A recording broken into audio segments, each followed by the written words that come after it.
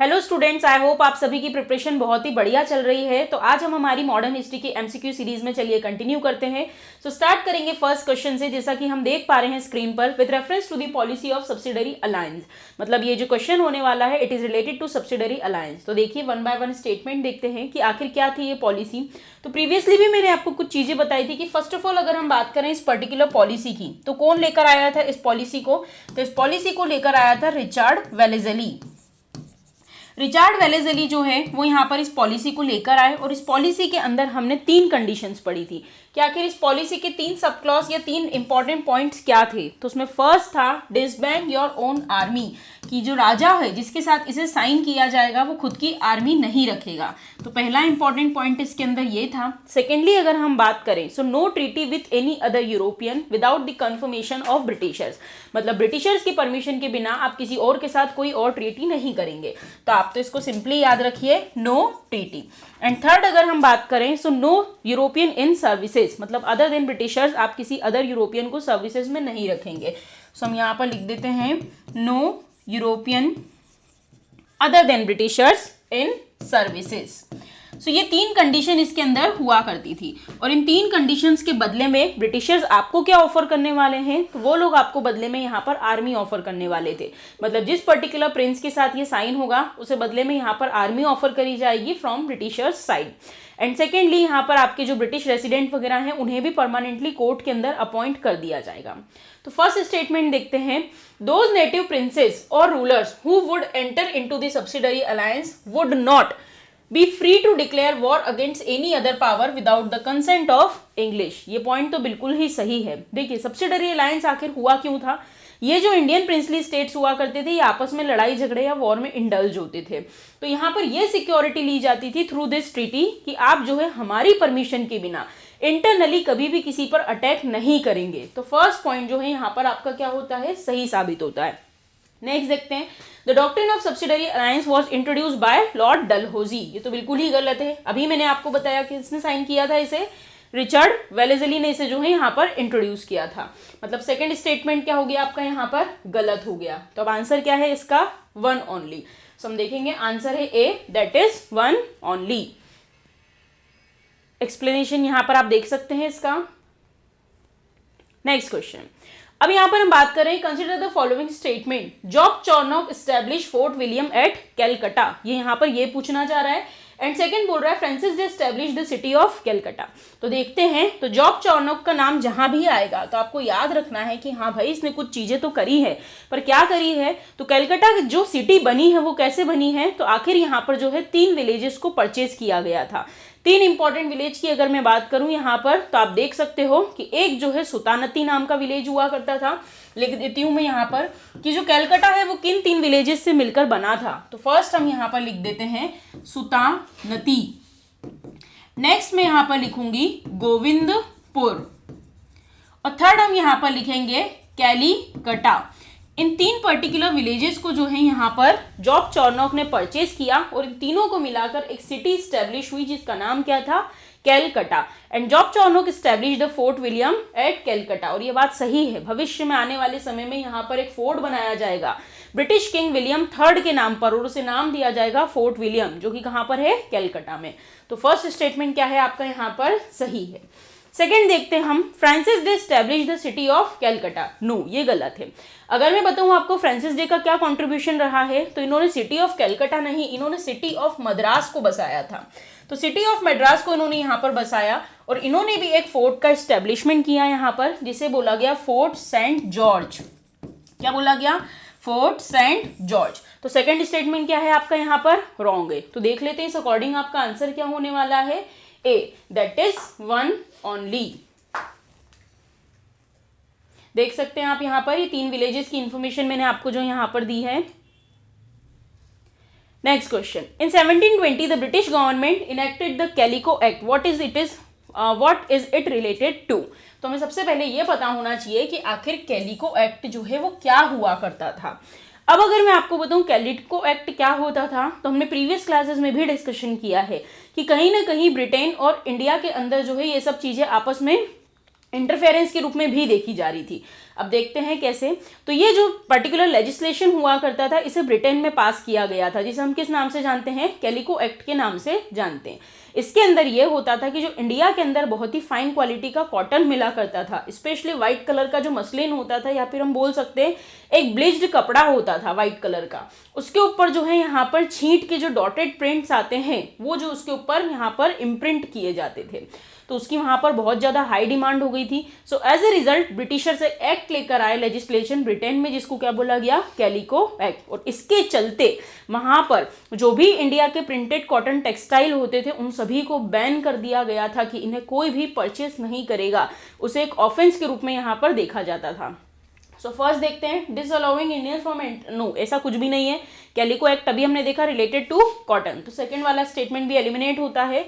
इसका आंसर आएगा C, banning the use of printed cotton textile imported from India, कि यहाँ पर जो है कोई भी इसे इंपोर्ट भी नहीं करेगा और कोई भी इसे यूज भी नहीं करेगा। ये देखिए व्हाइट मसलिन और प्लेन अनब्लीच्ड इंडियन क्लॉथ, इसके ऊपर जो है डॉटेड प्रिंट्स वगैरह बनाए जाते थे, जिसको छींट भी बोला जाता था, ये लिखा है यहाँ पर। Next question, consider the following princely state. Princely states की हम यहाँ पर बात कर रहे हैं, हैदराबाद, मैसूर, पंजाब एटसेट्रा। तो ये क्वेश्चन आपसे पूछना चाह रहा है, which of the above given princely state accepted subsidiary alliance. भाई सब्सिडरी अलायंस क्या होता है ये तो मैं आपको समझा चुकी हूँ। अब कौन कौन से स्टेट्स हुआ करते थे जिन्होंने इसको साइन किया था, तो देख लेते हैं। फर्स्ट अगर यहाँ पर ऑप्शन दे रहा है तो किसका ऑप्शन दे रहा है, हैदराबाद। तो बिल्कुल हैदराबाद तो पहला स्टेट था जिसने सब्सिडरी अलायंस को ऑफिशियली एक्सेप्ट किया था। इनडायरेक्टली पहले और भी स्टेट हुआ करते थे जिन्होंने इसे एक्सेप्ट किया था, जैसे कि अवध, अवध नाम का जो स्टेट था उसने इनडायरेक्टली एक्सेप्ट किया था। तो हम बोल सकते हैं पहला जिसने ऑफिशियली एक्सेप्ट किया था वो कौन था, हैदराबाद था। मतलब हैदराबाद तो डेफिनेटली आपके आंसर में आना ही आना है। नेक्स्ट हम देखते हैं मैसूर। यस, मैसूर के अंदर एंग्लो मैसूर वॉर हुए एंड फाइनली जब यहाँ पर लास्ट एंग्लो मैसूर वॉर होता है उसके बाद मैसूर को जो भी वहां पर पर्टिकुलर रूलर बिठाया जाता है, स्टैब्लिश कराया जाता है, उससे एक ट्रीटी साइन होती है, that is treaty of subsidiary alliance, और उसे भी यहाँ पर अपना सब्सिडरी अलाय जो है वो बना लिया जाता है। तो मैसूर भी इसके अंदर आएगा। थर्ड ऑप्शन है पंजाब। नहीं भाई, पंजाब के अंदर ऐसा कुछ भी नहीं हुआ। पंजाब जो है उसको थ्रू वॉर यहाँ पर एनेक्स किया गया था बाय लॉर्ड डलहौजी। सो वहाँ पर आप लड़ाई झगड़े देखोगे, एंग्लो सिख वॉर का नाम आपने हिस्ट्री में सुना होगा। तो पंजाब जो है उसका एनेक्सेशन ऐसे ही हुआ था। मतलब थर्ड ऑप्शन आपका यहाँ पर नहीं होने वाला है। सो आपका आंसर क्या हुआ, फर्स्ट एंड सेकेंड। सो हम बोल सकते हैं your answer is a, that is first and second only. अब बच्चों सिर्फ ये दो ही स्टेट नहीं थे, और भी कई सारे स्टेट हुआ करते थे। तो देख लेते हैं एक बार वो स्टेट की लिस्ट क्या है। देखिए यहाँ पर मेरे साथ, सबसे पहले किसने साइन किया था, हैदराबाद ने किया था। कब किया था, 1798 में। उसके बाद मैसूर के साथ आफ्टर एंग्लो मैसूर वॉर इसे साइन किया गया। देन तंजौर साउथ में एक स्टेट हुआ करता था, उसने भी साइन किया। And then Nawab of Awadh का नाम भी इसके अंदर आपको देखने को मिलेगा। और पंजाब में क्या हुआ था, तो यहाँ पर वॉर हुआ था और डलहौजी ने फाइनली इसे एनेक्स किया था। The infamous black hole tragedy is associated with. Black hole tragedy का नाम तो हिस्ट्री में आप सभी ने सुना ही होगा, बहुत ही फेमस ट्रेजेडी हुआ करती थी। जैसे कि हम देखते हैं कि ब्रिटिशर्स जब इंडिया में आए तो फर्स्ट सक्सेसफुल हम बोल सकते हैं बैटल, या पहली बार उन्होंने कहीं सक्सेस हासिल करी थी, तो वो इंपॉर्टेंट बैटल हुआ करता था बैटल ऑफ प्लासी। ये बैटल ऑफ प्लासी जो है वो कहाँ देखा था हमने, बंगाल में देखा था। और बंगाल के अंदर एक इंपॉर्टेंट नवाब हुआ करता था जिसे ब्रिटिशर्स का इंटरफेरेंस बिल्कुल भी अच्छा नहीं लगता था। और वो जो वहाँ का नवाब था, बताइए मुझे उसका नाम क्या हुआ करता था। उसका नाम हुआ करता था सिराजुद्दौला। क्या नाम हुआ करता था, सिराजुद्दौला। देखो हिस्ट्री में आपको कुछ नाम जो है वो हमेशा और हमेशा कंफ्यूज करेंगे, तो आज की क्लास में आप इसे याद कर लीजिए कि जब भी नाम आएगा सिराजुद्दौला, मतलब मैं कहाँ के नवाब की बात कर रही हूँ, बंगाल के नवाब की बात कर रही हूँ। जब भी नाम आएगा यहाँ पर शुजा-उद-दौला, मतलब मैं कहाँ के नवाब की बात कर रही हूँ, अवध के नवाब की बात कर रही हूँ। सो मैंने क्या बोला, सिराजुद्दौला। तो सिराजुद्दौला जो बंगाल का नवाब हुआ करता था, अब उसी के पर्टिकुलर एरिया में सभी जितने भी यूरोपियंस थे वो अपनी अपनी फैक्ट्री डालकर बैठे हुए थे।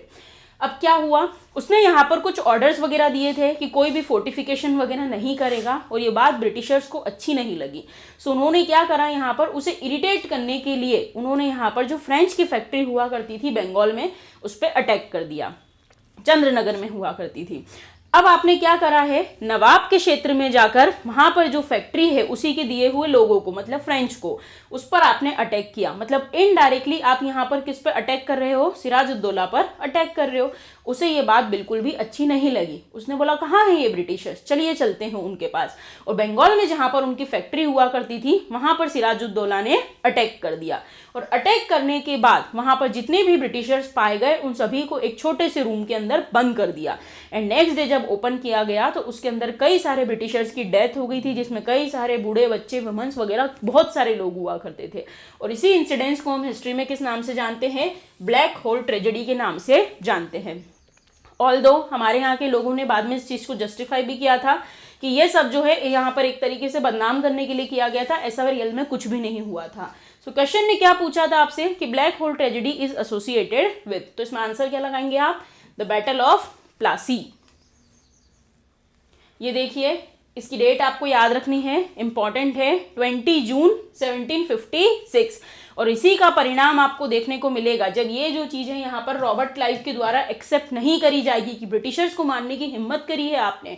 और फाइनली आप देखोगे अगले ही साल 1757 में एक बड़ा सा बैटल होगा जिसे हम किस नाम से जानेंगे, बैटल ऑफ प्लासी। और उसी बैटल ऑफ प्लासी में कॉन्स्पिरेसी के चलते जो बंगाल का नवाब होगा सिराजुद्दौला, उसको जो है यहाँ पर मार दिया जाएगा। Next question, continental system by Napoleon led to which of the following reforms in India. मतलब आपको यहाँ पर एक सिस्टम के बारे में पढ़ना है, दैट इज कॉन्टिनेंटल सिस्टम। और इसमें आपको एक चीज पता चल गई है कि जो कॉन्टिनेंटल सिस्टम लाया गया था ये किसके द्वारा लाया गया था, तो ये लाया गया था बाय नेपोलियन। अब देखो हिस्ट्री में आपको कुछ चीज़ें याद रखनी है, जैसे कि जो ब्रिटिशर्स हैं और जो फ्रेंच है वो आपस में एक दोनों के हमेशा आपको एक दूसरे के एनिमी के रूप में देखने को मिलेंगे, कि कॉम्पिटिटर भी है एज वेल एज राइवल्स भी यहाँ पर वो लोग हैं। अब इन्हें लड़ने के लिए प्लेटफॉर्म तो इंडिया में मिलता था, बट इनकी जो मेजर राइवलरी है वो यूरोप में ही हुआ करती थी, किसी ना किसी चीज़ को लेकर टसल में। अब जब यहाँ पर नेपोलियन बोनापार्टा जो है वो एक्सपांशन पर निकला था, वो अपने यहाँ के एडवांसमेंट और ग्रोथ को देख रहा था, तो उसके चलते उसे पता चला कि ब्रिटिशर्स ने तो मैक्सिमम एरिया को अपनी कॉलोनी बना रखा है और वहाँ पर उसने मोनोपोली भी कर रखी है। मतलब ब्रिटिशर्स जो है वही वहाँ पर सोल ट्रेडर के रूप में आपको देखने को मिलेंगे कि वही लोग ट्रेडिंग करते हैं, किसी और को अलाउ नहीं करते। बहुत सारा मार्केट जो है उन्होंने यहाँ पर कैप्चर कर रखा है। अब इतना सारा मार्केट कैप्चर कर रखा है तो नेपोलियन या फिर फ्रांस वाले जो है वो कहाँ जाकर ट्रेडिंग करें, तो इसी के चलते उन्हीं को यहाँ पर ब्लॉक करने के लिए नेपोलियन एक सिस्टम लाया था जिसका नाम क्या था, कॉन्टिनेंटल सिस्टम। इस कॉन्टिनेंटल सिस्टम के चलते जो ब्रिटिशर्स हुआ करते थे उनके लिए वहाँ के जितने भी यूरोपियन पोर्ट्स है वो एक अलाई के थ्रू यहाँ पर क्लोज कर दिए गए थे, ब्लॉक कर दिए गए थे कि ब्रिटिशर जो है वो यहाँ पर ट्रेडिंग नहीं कर पाए। और इससे उन पर प्रेशर क्रिएट करा गया कि जिन भी कंट्रीज को आपने अपनी कॉलोनी के रूप में डेवलप कर रखा है वहां से अपनी मोनोपोली को क्या कीजिए, रिमूव कीजिए। और इसी का परिणाम आपको देखने को मिलेगा in the form of charter act of 1813। तो मुझे बताइए क्या हुआ था चार्टर एक्ट ऑफ 1813 में, कमेंट कर सकते हैं आप इस चीज को कि क्या इंपॉर्टेंट डिसीजन यहाँ पर लिया गया था। चलो बता देते हैं आपको। इसके अंदर जो है ये डिसीजन लिया गया था कि जो ब्रिटिशर्स की मोनोपोली हुआ करती थी उसको एबॉलिश किया गया था। तो एबॉलिशमेंट ऑफ मोनोपोली।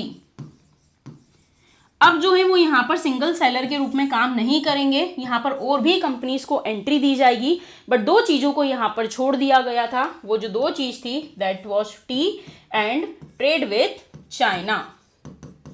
इसमें उनकी मोनोपोली अभी भी एग्जिस्ट करेगी एंड आने वाले समय में भविष्य में जब चार्टर एक्ट ऑफ 1833 आएगा तो फिर इससे इसको क्या कर दिया जाएगा, कंप्लीटली एबॉलिश कर दिया जाएगा कि अब जो है कोई भी मोनोपोली आपके लिए नहीं बचेगी। तो ये चीज आपको याद रखना है। आंसर क्या हुआ आपका, बी, चार्टर एक्ट ऑफ 1813। ये देखिए यहां पर इसका एक्सप्लेनेशन जो है वो दे रखा है आपके लिए। Next question, during the rule of east India company which Indian states was annexed on the ground of मिसरूल। अरे ये तो बहुत ही सिंपल क्वेश्चन है, ये तो हम प्रीवियस क्लासेस में भी पढ़ते हुए आ रहे हैं कि वो कौन सा स्टेट था आखिर जिसको मिस गवर्नेंस या फिर मिस रूल के नाम पर जो है एनेक्स कर लिया गया था। तो हमने देखा था 1856 में, कौन सा ईयर है आपको याद रखना है, 1856 में। अवध जो कि उत्तर प्रदेश में हुआ करता था, उसे मिस गवर्नेंस के नाम पर यहाँ पर ब्रिटिशर्स के द्वारा एनेक्स कर लिया गया था। वहाँ का रूलर हुआ करता था वाजिद अली शाह। उस वाजिद अली शाह को बहुत ही बुरी तरीके से ह्यूमिलेट करके उसकी गद्दी से हटा दिया गया, और इससे लोग जो है वो यहाँ पर एजिटेट होंगे और भविष्य में 1857 में एक बड़े रिवॉल्ट का रूप लेगा, जिसे हम क्या बोलते हैं, रिवॉल्ट ऑफ 1857। सो आंसर क्या हुआ आपका यहाँ पर, सी, दैट इज अवध। नेक्स्ट देखते हैं, in the context of east India company the term Dastak was. अब देखो आपका बच्चों यहाँ से कौन सा टॉपिक स्टार्ट होने वाला है, majorly advent of Europeans in India. So दस्तक की अगर मैं बात करूं तो दस्तक क्या हुआ करता था, तो देखो जब ब्रिटिशर्स ने इंडिया में as a trading company entry ली, उस समय यहाँ पर मुगल्स का रूल तो चल ही रहा था, और मुगल्स में भी उस समय डिफरेंट रूलर्स हुआ करते थे। अब भाई जब ये यहाँ पर ट्रेडिंग करने आए शुरुआत में, तो इनको कुछ ना कुछ टोल्स या ड्यूटीज जो है वो पे करनी पड़ती थी। फॉर एग्जाम्पल मैं आपको यहाँ पर मैप के थ्रू बताती हूँ कि देखो मेजरली ये लोग कहाँ पर बैठे हुए थे, बंगाल में अपनी कंपनीज वगैरह बनाकर बैठे हुए थे। अब क्या है, जैसे यहाँ पर ये बंगाल में बैठे हैं और फॉर सपोज यहाँ पर बॉम्बे में भी इन्हें ट्रेड करना है। अब इन्हें बंगाल से अगर बॉम्बे आना होता था तो बदले में इन्हें क्या पे करना होता था, टोल पे करना होता था, या फिर किसी तरीके की ड्यूटी पे करनी होती थी। सो इससे इन्हें लगता था कि हमारा जो प्रॉफिट का पोर्शन है वो क्या हो रहा है, यहाँ पर डिक्रीज हो रहा है। तो इन्होंने सोचा आखिर इतना पेमेंट यहाँ पर क्यों दिया जाए, तो इसी का फायदा उठाया गया। और जो यहाँ पर सबसे हेड या फिर सबसे टॉप मोस्ट अथॉरिटी हुआ करती थी मुगल्स में, उनके पास ये लोग गए और इन्होंने वहां जाकर जो है उससे क्या इशू करवा लिया, दस्तक इशू करवा लिया। ये दस्तक इशू करने वाला जो राजा था उसका नाम हुआ करता था फारूक शियार। क्या नाम हुआ करता था, फारूक शियार। सो आपको याद रखना है कि दस्तक या फिर इसी को हम बोलते हैं रॉयल फरमान। ये जो रॉयल फरमान हुआ करता था इसे किसने इशू किया था, तो इसे मुगल रूलर ने इशू किया था, जिसका नाम था फारूक शियार। इसे इतिहास में मूर्ख राजा के नाम से भी जाना जाता है कि ऐसा मूर्ख राजा था जिसने ब्रिटिशर्स को यहाँ पर इस तरीके से दस्तक वगैरह इशू कर दिए। तो यहाँ पर जो फारूक शियार था इससे इन्होंने क्या इशू करवाया, रॉयल फरमान जो है वो इशू करवाया। अब आप बताओ मुझे इसका आंसर क्या होना चाहिए, free transit pass with payment of custom, बिल्कुल भी नहीं, विदाउट पेमेंट आएगा। Free transit pass without payment of custom dues at tolls, तो ये अभी मैंने आपको एक्सप्लेन किया था ना कि इन्हें क्या पे करना पड़ता था, टोल्स पे करना पड़ता था। तो इसका आंसर क्या होगा यहाँ पर, बी। एक बार सी भी देख लीजिए, pass for the company trade in private trade in Indian merchants, नहीं ऐसा कुछ भी नहीं है यहाँ पर। उसके अलावा कंपनी फॉर इंडियन मर्चेंट्स इन कलकत्ता, नहीं, उन्हें तो ऑल ओवर यहाँ पर क्या चाहिए था, ड्यूटी फ्री ट्रेड करने के लिए परमिशन चाहिए थी। तो आंसर क्या हुआ आपका यहाँ पर, बी। नेक्स्ट देखते हैं हम क्वेश्चन यहाँ पर, consider the following statement. After 1805 Wellesley was recalled from India, मतलब वेलेज़ली को इंडिया से वापस बुला लिया गया। कहाँ बुलाएंगे, जहाँ का वो है वहीं बुलाएंगे। तो उसे यहाँ पर जो है दोबारा रिकॉल कर लिया गया था ब्रिटेन में। नेक्स्ट देखते हैं, the British government wanted to use military generalship of Wellesley against the French threat in Europe. ठीक है, तो ये ऐसा कहना चाह रहे हैं कि जो ब्रिटिशर्स हुआ करते थे उनको फ्रेंच का थ्रेट था यूरोप में, और इसके चलते उन्होंने वेलेज़ली को बुलाया कि तुम आओ और आकर जो है यहाँ पर पूरी मिलिट्री जनरलशिप को संभालो। अब देखते हैं आखिर कौन सा स्टेटमेंट जो है इसमें सही है। क्या पूछा है, करेक्ट स्टेटमेंट पूछा है। तो देखो, after 1805 Wellesley was recalled from India, ये बात तो बिल्कुल सही है, बट क्या रीजन थे मैं अभी आपको बताती हूँ। तो ये तो आपको याद रखना है कि 1805 के बाद जो वेलेज़ली हुआ करता था, भाई आप उसका नाम बहुत जगह बढ़ चढ़कर पढ़ रहे हैं कि वो कौन सी पॉलिसी लेकर आया था, बताओ मुझे, सब्सिडरी अलायंस की पॉलिसी लेके आया। उसके अलावा कई सारे वॉर में भी वो इंडिया के अंदर इंडल्ज हुआ था। तो यहाँ पर जो है क्या होता है, जब भी लड़ाई होती है तो दोनों के ही खर्चे होते हैं। ऐसा नहीं होता है कि एक को फायदा हो रहा है और एक को कंप्लीटली नुकसान हो रहा है। अब जब ब्रिटिशर्स इंडिया में आए और बैक टू बैक वॉर्स कर रहे हैं, आपने देखा बंगाल में उन्होंने 2 वॉर लड़े। कौन से वॉर लड़े, मुझे नाम बताओ। तो यहाँ पर उन्होंने लड़ा बैटल ऑफ प्लासी, और बैटल ऑफ प्लासी के बाद उन्होंने यहाँ पर फाइट करा बैटल ऑफ बक्सर। सो बंगाल में 2 वॉर हो गए इनके बैक टू बैक। फिर नीचे जब मैसूर में आए, सो यहाँ पर इन्होंने क्या फाइट करा, Anglo Mysore war. Anglo Mysore war इन्होंने यहाँ पर फाइट करा। फिर थोड़ा ऊपर चले गए तो मराठास के साथ इन्होंने यहाँ पर जो है लड़ाई झगड़े करे, जिसके चलते एंग्लो मराठा वॉर चले। फिर निजाम के साथ भी कुछ ना कुछ टसल चलती थी। फिर नीचे वाला रूलर भी हो गया। तो ऐसे इतने सारे लड़ाई झगड़े वॉर्स यहाँ पर कंप्लीटली हो रहे थे। अब क्या हुआ, इतनी लड़ाइयाँ हो रही है तो ब्रिटिशर्स को प्रॉफिट तो कुछ भी नहीं हो रहा था और उनकी जेब से यहाँ पर भयानक एक्सपेंडिचर्स हो रहे थे। सो फाइनली जो भी ब्रिटिशर्स का ग्रुप हुआ करता था उन्होंने इस चीज़ का कंक्लूजन निकाला कि वेलेज़ली जो है वो बहुत ज़्यादा वॉर में इंडल्ज हो रहा है और वॉर की वजह से एक्सपेंसेस भी बढ़ रहे हैं, तो उसको दोबारा जो है वो ब्रिटेन के अंदर बुला लिया जाए, इंडिया में उसकी ज़रूरत नहीं है। हैंस यहाँ पर जो है उसको रिकॉल कर लिया जाता है। अब क्यों बुलाया था, रीजन मैंने आपको बता दिया है, एक्सपेंडिचर की वजह से। तो सेकंड स्टेटमेंट क्या हो जाएगा आपका यहाँ पर, गलत हो जाएगा कि ऐसा तो कुछ भी नहीं था। सो आंसर क्या आना चाहिए मुझे बताइए, आंसर होगा आपका A, that is one only. Explanation पढ़ सकते हो आप इसका, इन सभी को आप कॉपी में नोट डाउन कीजिएगा, तो इससे आपको जो है बहुत हेल्प मिलेगी। ठीक है, चलो अच्छा एक इन्फॉर्मेशन और निकल कर आ गई, आपको बता देती हूँ कि यहाँ पर जब बैक टू बैक वॉर्स हो रहे थे, सो फाइनली वेलेज़ली को बुलाया जाता है और उसके रिप्लेसमेंट में भेजा जाता है गोडेहू को। किसको भेजते हैं, गोडेहू को। गोडेहू को भेजा जाता है और वो कोशिश करता है सभी के बीच में यहाँ पर पीस बना कर रखा जाए या फिर शांति स्थापित की जाए। एज ए रिजल्ट उस समय जो है यहाँ पर लड़ाई झगड़े चल रहे थे होलकर्स से। सो होलकर्स के साथ गोडेहू जो है एक ट्रीटी करता है जिसे बोला जाता है ट्रीटी ऑफ राजपुर घाट, या फिर उसी का दूसरा नाम क्या है, ट्रीटी ऑफ राजघाट, जिसके चलते उनको उनकी जो टेरिटरीज का कुछ पर्टिकुलर पोर्शन होता है वो रिटर्न कर दिया जाता है। Next question, question number 50। The Ilbert Bill controversy is said to be high watermark in the history of Indian national movement, this is because it invoked the issue of. तो सबसे पहले हमें यह पता होना चाहिए कि आखिर इल्बर्ट बिल कंट्रोवर्सी क्या थी। तो अगर मैं आपको बताऊं इल्बर्ट बिल, तो ये इल्बर्ट नाम के सीपी इल्बर्ट नाम का एक व्यक्ति हुआ करता था, वो एक बिल लेकर आया था जिसके ऊपर बहुत कंट्रोवर्सी हुई थी। अब ऑब्वियस सी बात, एक ब्रिटिशर इस बिल को लेकर आया है और ब्रिटिशर इस चीज को अपोज करेंगे, तो दोनों के बीच में क्या हो गई, कंट्रोवर्सी हो गई।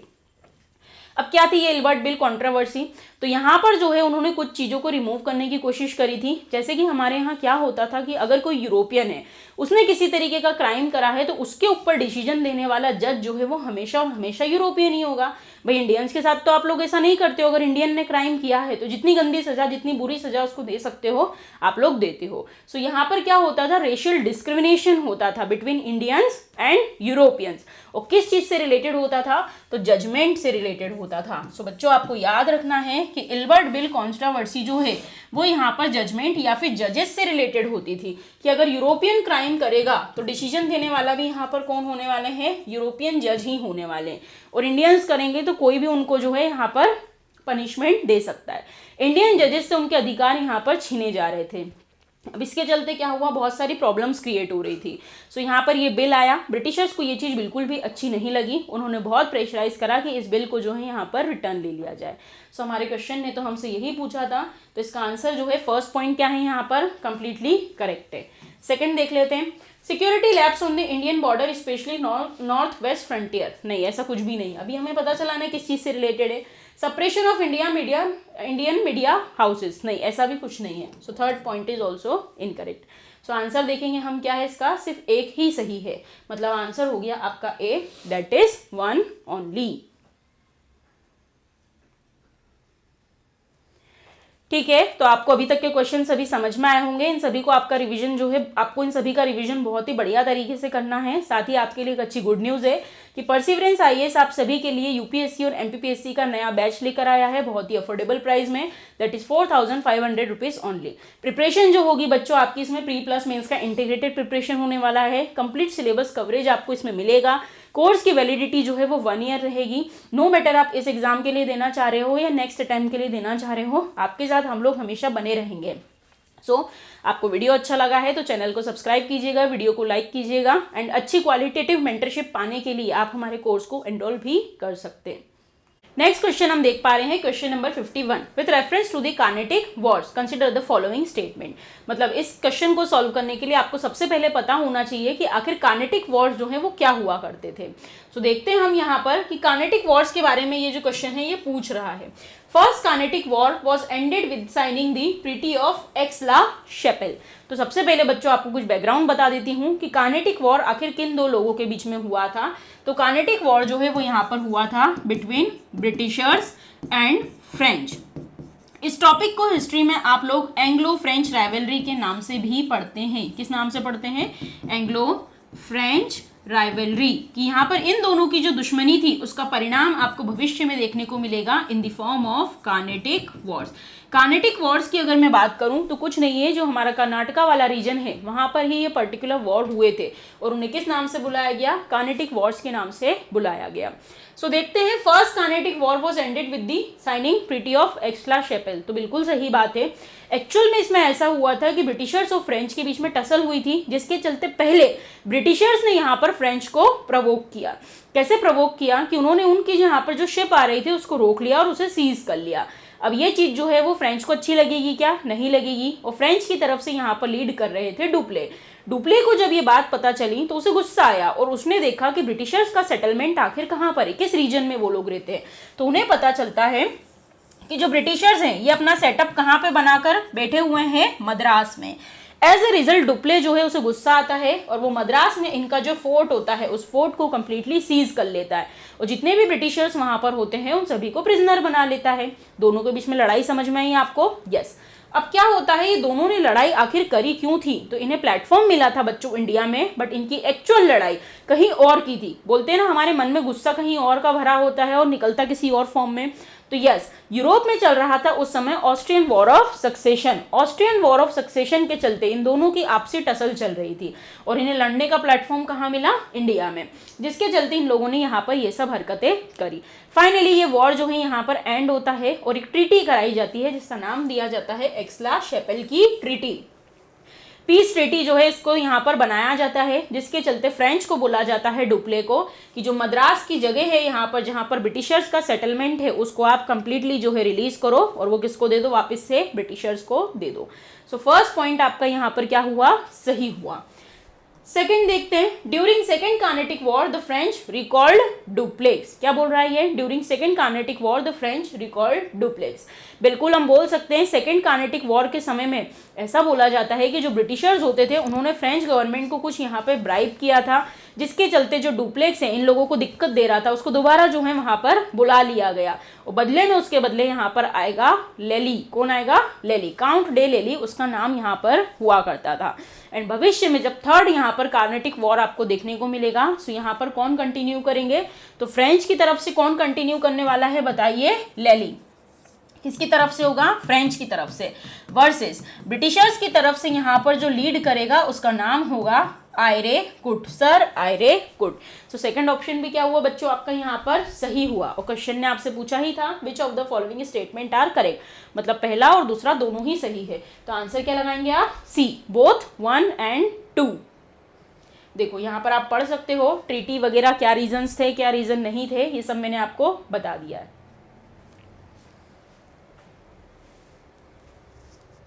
फाइन, ये देखो Godeheu was sent to supersede Dupleix. अब यहाँ पर गोडेहू को भेजा था उसको सुपरसीड करने के लिए। एंड भविष्य में मैंने आपको बताया थर्ड कार्नेटिक वॉर होगा, उस समय पे कौन यहाँ पर लीड कर रहा होगा, क्योंकि डुप्ले को तो कहाँ बुला लिया उन लोगों ने, वहां बुला लिया है, तो किसी न किसी को भेजना होगा। सो नाम देख के कंफ्यूज मत होइएगा। तो डुप्ले के बाद कौन आया यहाँ पर, गोडेहू आया। और सेकेंड कार्नेटिक वॉर क्या हुआ, एंड हुआ। और थर्ड में जो मैंने आपको थोड़ी देर पहले नाम बताए कि यहाँ पर कौन लड़ेगा, लेली लड़ेगा, और इधर से कौन लड़ेगा, आयरे कुट। चलिए अब यहाँ पर क्वेश्चन नंबर 52 आपसे क्या पूछ रहा है, consider the following statement. The battle of Colachel was fought between the Indian kingdom of Travancore and British East India Company. तो सबसे पहले हम देखते हैं कि बैटल ऑफ कोलाचिल क्या था। तो बैटल ऑफ कोलाचिल के लिए आपको बता दूं कि यहाँ पर जो ट्रेवेनकोर नाम का एक पर्टिकुलर प्रोविंस हुआ करता था इन साउथ इंडिया। सो वो जो ट्रेवेनकोर नाम की जगह है वहाँ का एक राजा हुआ करता था जिसका नाम था मार्तंड वर्मा। क्या नाम था, मार्तंड वर्मा। ये जो मार्तंड वर्मा हुआ करता था ये डच ईस्ट इंडिया कंपनी के यहाँ पर हाथ धो के पीछे पड़ा हुआ था।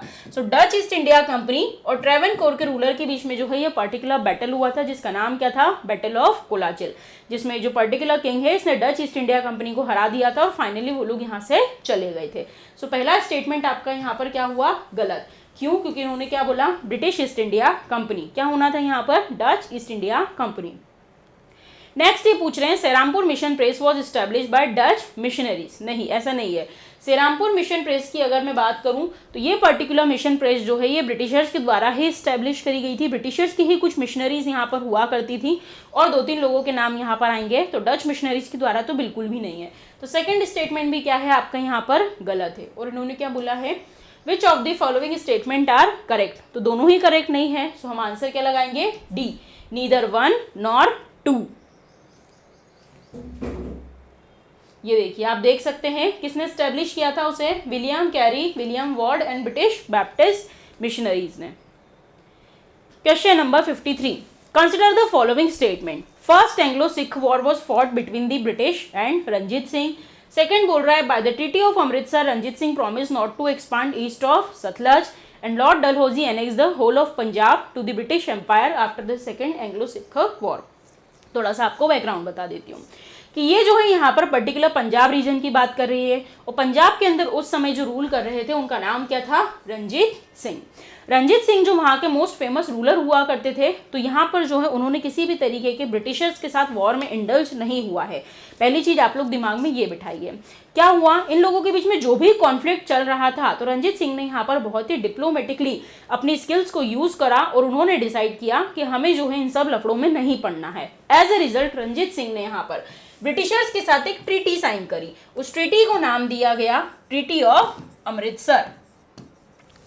एंड ट्रीटी ऑफ अमृतसर के चलते ये डिसाइड किया गया कि रंजीत सिंह जो है वो नॉर्थ में ही बने रहेंगे, वो ईस्ट ऑफ सतलज वाले एरिया में बिल्कुल भी इंटरफेरेंस नहीं करेंगे। तो यहाँ पर जो है रंजीत सिंह ने ये डिसाइड कर लिया था, तो इसलिए यहाँ पर लड़ाई झगड़े का तो सवाल होता ही नहीं है। और इस बीच हो जाती है रंजीत सिंह की डेथ। और रंजीत सिंह के बाद यहाँ पर सक्सीड कर आएंगे उनके बेटे जिनका नाम होगा दिलीप सिंह। और दिलीप सिंह जो है, पहले तो आप नाम लिख लीजिए, क्या नाम होने वाला है, दिलीप सिंह। और दिलीप सिंह जो है उनकी बिहाफ पर उनकी मदर यहाँ पर लीड करेंगी जिनका नाम रहेगा रानी जिंदल। रानी जिंदल जो है यहाँ पर इन सब चीज़ों को डील करेंगी। अब आगे देखते हैं क्या हुआ। तो रंजीत सिंह के टाइम पीरियड में कोई वॉर हुआ है क्या, नहीं हुआ। तो फर्स्ट स्टेटमेंट क्या हो गया आपका, गलत हो गया। Second, by the treaty of Amritsar Ranjit Singh promise not to expand east of Sutlej, ये तो अभी मैंने आपको बताया। तो सेकंड स्टेटमेंट क्या है यहाँ पर, करेक्ट है। Lord Dalhousie annex the whole of Punjab to the British empire after the second Anglo Sikh war. तो चलिए एक्सप्लेनेशन देख लीजिए एक बार इसका, कि अभी जो मैंने आपको बताया कि ट्रीटी ऑफ अमृतसर के चलते यहाँ पर ये सब चीज़ें डिसाइड हुई थी। दिलीप सिंह के बिहाफ पर यहाँ पर कौन लीड कर रहे थे, रानी जिंदन जो है वो उनके रेजेंट बनकर रूल कर रही थी। अब क्या हुआ, रानी जिंदन जो है वो यहाँ पर कंप्लीटली इंटरफेरेंस करने की कोशिश कर रही थी। अब इंटरफेरेंस कैसे करने की, कि वो बोल रही थी भाई कि सतलज के ईस्ट में जाओ और जाकर ब्रिटिशर्स के साथ जो है वॉर में इंडल्ज हुई है।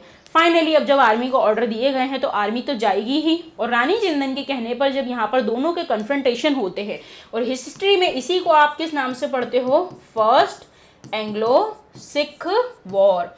किस नाम से पढ़ते हैं, फर्स्ट एंग्लो सिख वॉर, जिसके चलते यहाँ पर जो है सिख आर्मी जो है यहाँ पर डिफीट हो जाती है और एक नई ट्रीटी होती है जिसको हम बोलते हैं ट्रीटी ऑफ लाहौर। क्या बोलते हैं, ट्रीटी ऑफ लाहौर। ये पढ़िए लास्ट पॉइंट यहाँ पर, the British army occupied Lahore, war ended with signing treaty of Lahore. So पहला स्टेटमेंट तो क्या है यहाँ पर, कंप्लीटली गलत है। सेकेंड स्टेटमेंट सही है। एंड फाइनली भविष्य में सेकेंड एंग्लो सिख वॉर होगा, जिसके बाद फाइनली जो पंजाब वाला एरिया है वो लॉर्ड डलहौजी के द्वारा एनेक्स कर लिया जाएगा। तो सेकेंड और थर्ड पॉइंट क्या हुआ आपका यहाँ पर, सही हुआ। और इसके अकॉर्डिंग आपका आंसर होना चाहिए C, that is 2 and 3 only.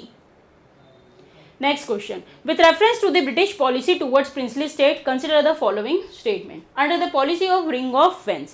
तो बच्चों सबसे पहले मैं आपको बता देती हूँ कि policy of ring of fence क्या होता था। फेंसिंग समझते हो क्या होता है, जो वो वायर से एक पूरी बाउंड्री बना दी जाती है, दैट इज फेंसिंग। क्यों बनाते हैं हम अपने प्लॉट या अपने घर के यहाँ पर फेंसिंग, या अपने खेतों में ऐसी फेंसिंग क्यों बनाई जाती है?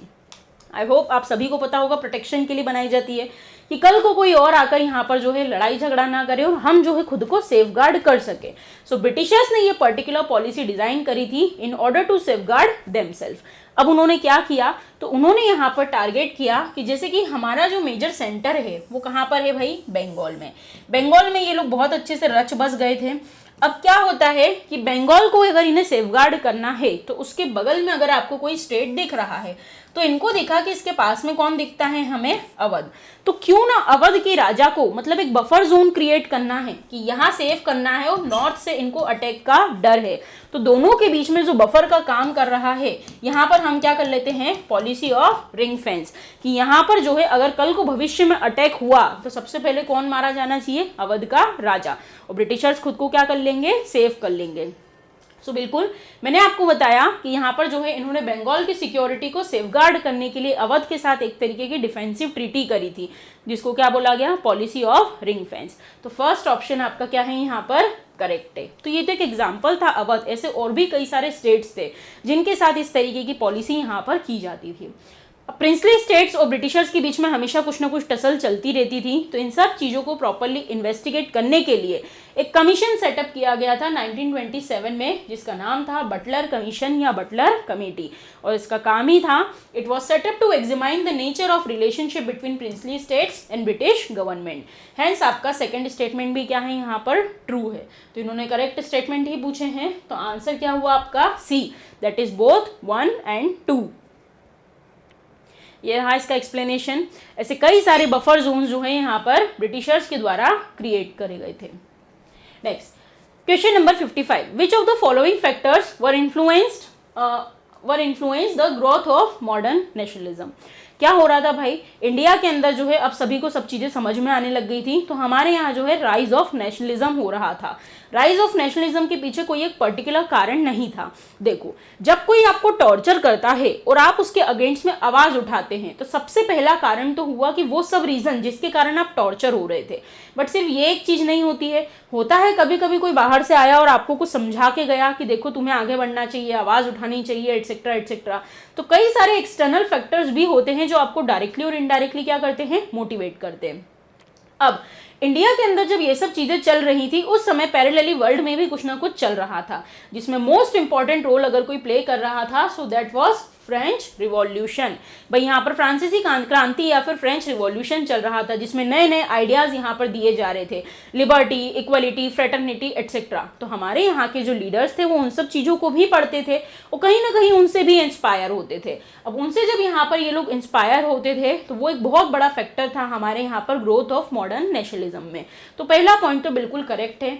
सेकेंडली अगर हम देखें, इंडियन रेनेसा, बिल्कुल हमारे यहाँ पर भी पुनर्जागरण हो रहा था, लोगों की सोच बदल रही थी, आइडियोलॉजिकल डिफरेंसेस क्रिएट हो रहे थे, तो ये भी एक बहुत बड़ा फैक्टर रहा। कई सारे ऐसे एजुकेटेड मिडिल क्लास इंटेलिजेंशिया यहाँ पर आ रहे थे जो इन सब चीज़ों के लिए आवाज़ उठा रहे थे।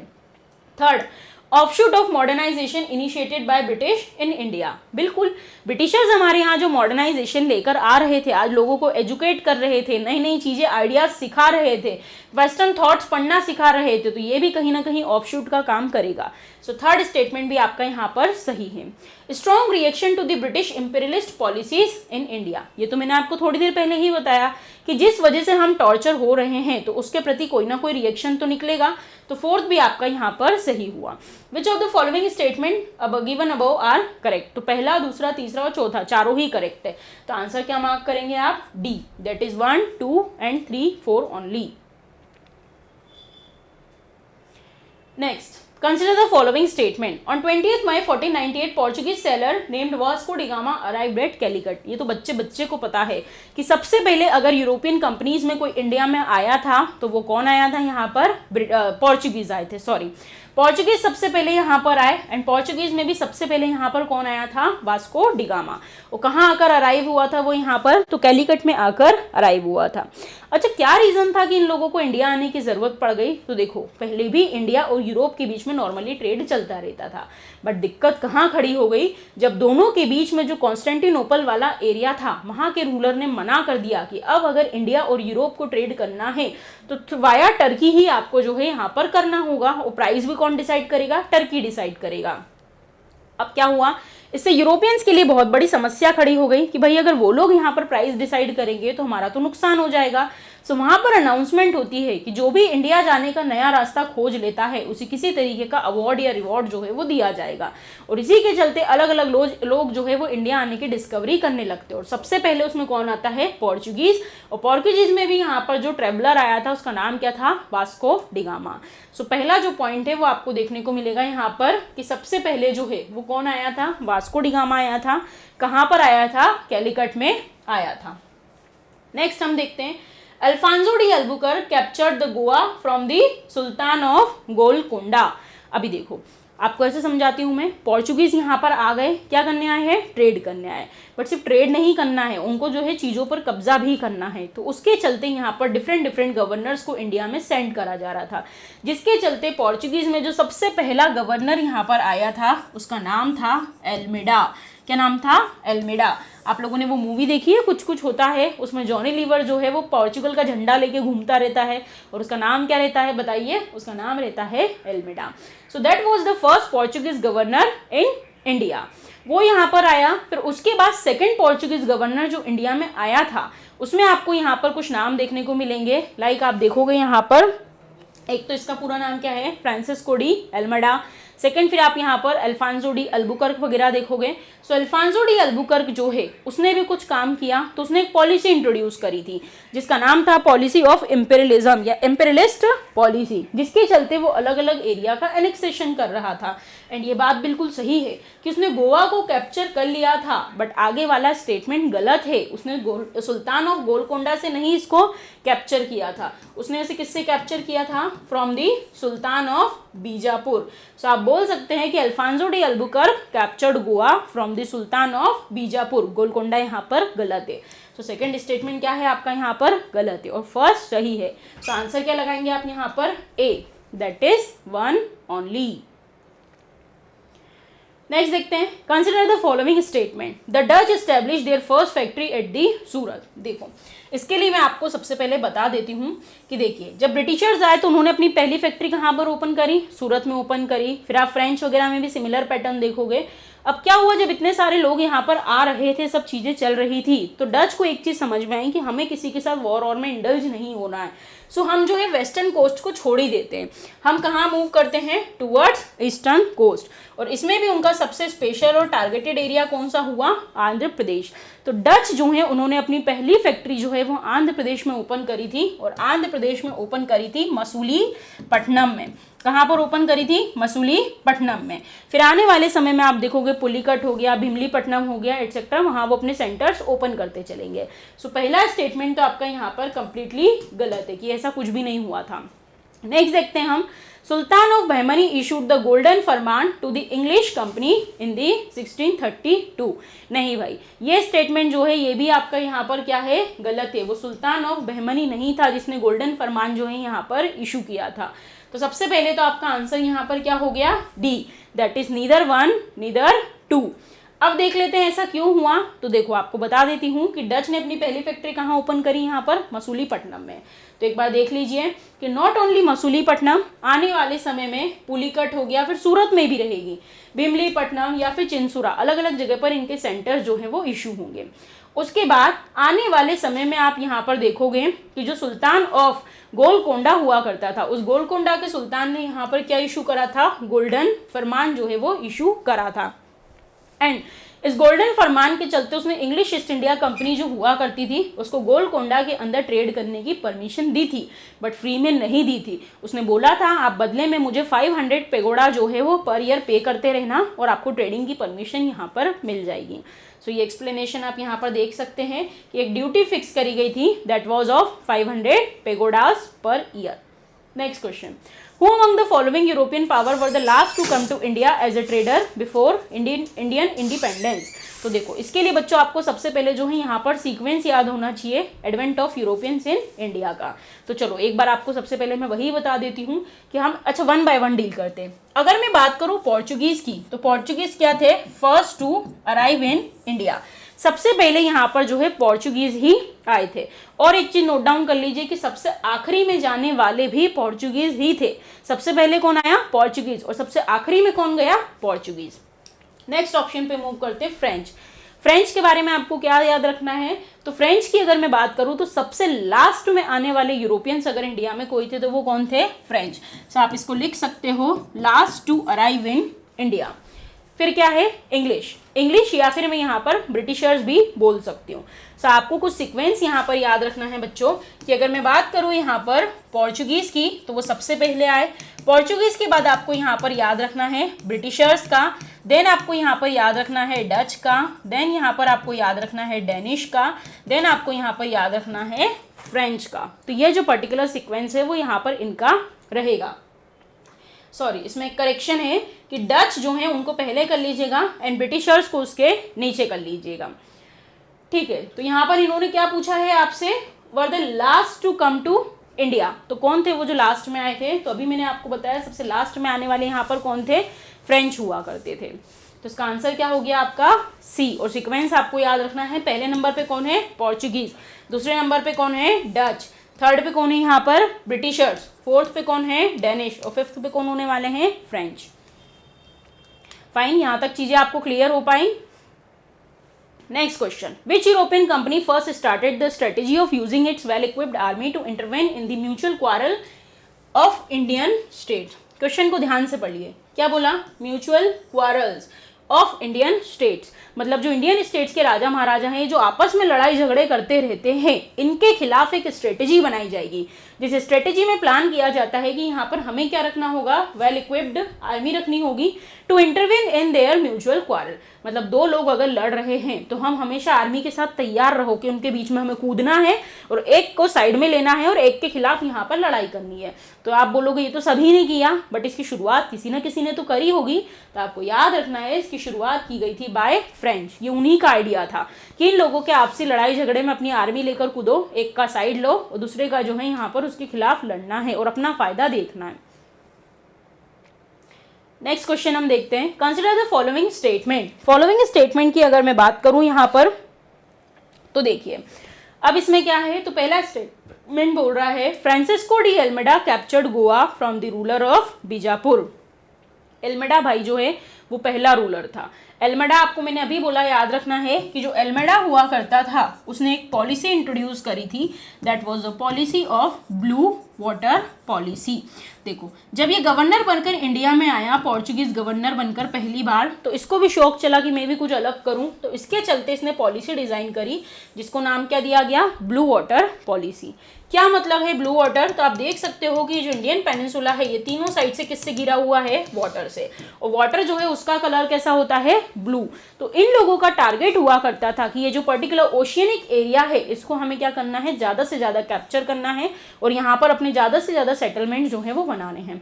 तो ये जो ब्लू वाटर पॉलिसी थी सबसे पहले इसे कौन लेकर आया, तो आप याद कीजिए एल्मेडा। तो एज ए रिजल्ट आपका सेकंड स्टेटमेंट क्या हो गया, गलत हो गया। क्यों, इन्होंने क्या लिखा है, Albuquerque initiated the policy of blue water, तो सेकंड स्टेटमेंट गलत। अब यहाँ से एल्मेडा गया, एल्मेडा के बाद सेकंड पोर्चुगीज गवर्नर यहाँ पर आएगा। अब सेकंड पोर्चुगीज गवर्नर यहाँ पर जो आएगा उसका नाम रहेगा अल्फांसो डी अल्बुकर्क। क्या नाम रहेगा, Alfonso de Albuquerque. Alfonso de Albuquerque भी एक पर्टिकुलर पॉलिसी लेकर आया था, आपको उसका नाम बता देती हूँ, उसका नाम था पॉलिसी ऑफ इंपीरियलिज्म। क्या नाम था, पॉलिसी ऑफ इंपीरियलिज्म, मतलब साम्राज्यवाद की नीति। किसका, तो भाई एक ही टारगेट था कि हमें इंडिया में क्या करना है, एक्सपांशन करना है। अब एक्सपांशन को ऐसे हंसते खेलते तो हो नहीं जाएगा कि आप गए किसी राजा के पास और उससे उसका एरिया ले लिया, नहीं, उसके लिए आपको क्या करना पड़ेगा, वॉर करना पड़ेगा और उस पर्टिकुलर एरिया को कैप्चर भी करना पड़ेगा। तो उसके चलते अल्बुकर्क जो है उसने यहाँ पर गोवा को कैप्चर किया था। किसे कैप्चर किया था, गोवा को। किससे कैप्चर किया था, from the ruler of Bijapur. And आने वाले समय में गोवा जो है यही हेडक्वार्टर बनेगा पोर्चुगीज का। तो एज ए रिजल्ट आपके दोनों ही स्टेटमेंट क्या हो गए, यहाँ पर गलत हो गए। सो आंसर क्या आएगा, D, that is neither 1 and nor 2। पढ़ सकते हैं आप यहाँ पर इस चीज का एक्सप्लेनेशन। आई होप आप सभी को मेरे साथ ये एमसीक्यू सीरीज करने में बहुत ही मज़ा आया होगा। अपनी प्रिपरेशन को ऐसे ही स्ट्रॉन्ग बनाते चलिए, और अगर आपको हमारा कोर्स अच्छा लगता है देन आप हमारे इस पर्टिकुलर कोर्स को 4500 में इजीली एनरोल कर सकते हैं। और अगर वीडियो अच्छी लगी है तो लाइक एंड सब्सक्राइब जरूर कीजिएगा। Thank you so much.